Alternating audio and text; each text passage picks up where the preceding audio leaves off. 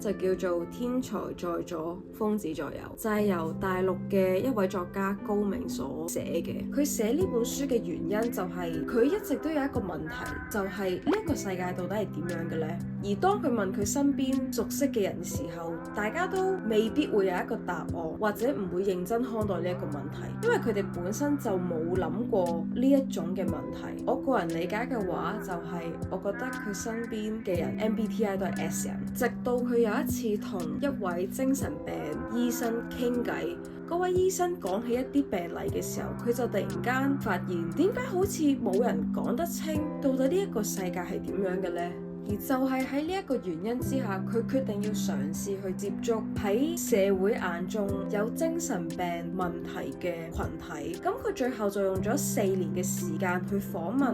唔同嘅患者，然後再用咗幾年嘅時間整合所有嘅資料，寫咗呢一本書出嚟。咁目前其實我淨係睇咗咁多，而呢一度係14個 case， 我唔知仲有幾多個 case 未睇，我冇數過。咁但係呢14個 case 入邊已經會令到人反思，或者係會去諗。咁喺呢14個 case 入邊呢，有幾個係印象特別深刻嘅。第一個就係妄想症患者，佢認為自己係一本小說嘅主角，同時亦都係呢一本小說嘅作者。第二個 case 就係一個患者喺佢眼中，所有嘅人都唔係人嘅樣，而係動物嘅樣，例如貓、狗、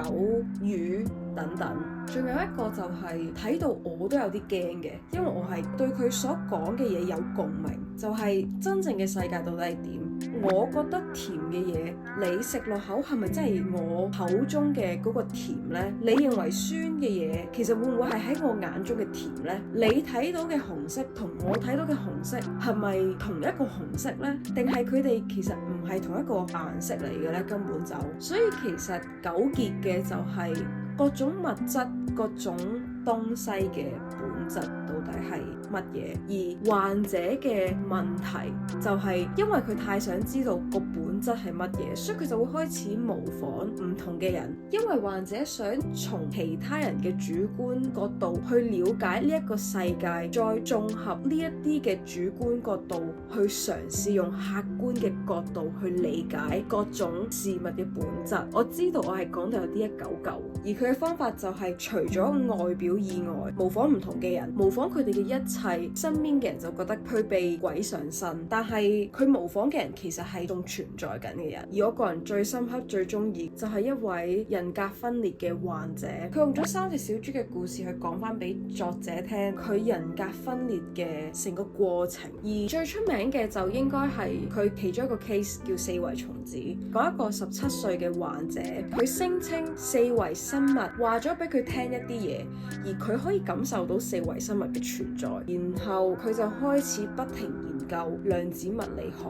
而佢表示，對四維生物嚟講，我哋就好似一條蟲，由屋企延伸到學校，由學校延伸翻屋企，再由屋企延伸到去公司。四維生物可以先睇到我哋嘅死亡，然後再翻去睇我哋嘅出生。因為四維生物係冇受到時間嘅限制，所以喺呢個道理之下，時間其實係冇流逝，流逝嘅只係喺3維空間嘅我哋。老實講，其實喺我睇四維蟲子呢個 case 嘅時候，我唔係完全地 follow up 到佢講緊乜嘢嘅，所以我係重複咁睇咗幾次，而我亦都覺得係好難解釋嘅。但係當你睇，你消化咗個文字之後，你個腦會知道佢係講緊啲乜嘢，所以佢就係我最近睇嘅一本我覺得好有趣嘅書。其實本身呢一條片係想分享下我中意嘅書，點知淨係講呢一本已經講咗1條片嘅長度，所以呢條片就唔再分享其他書啦。一開始我唔記得係喺 YouTube 定係 Instagram 睇到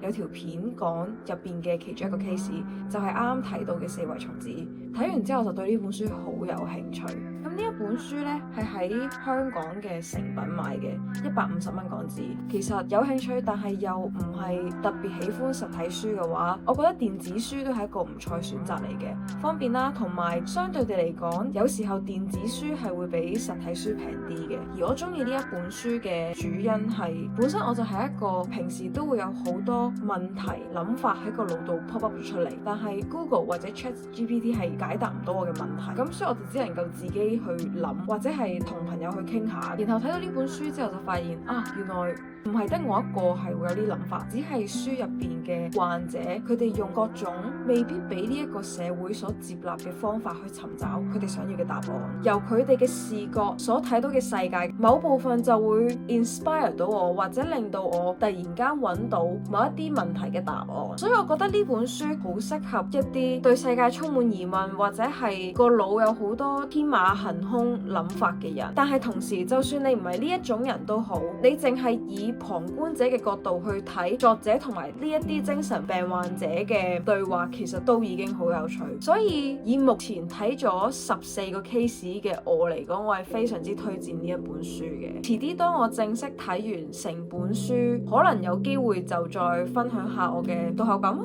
就係咁啦。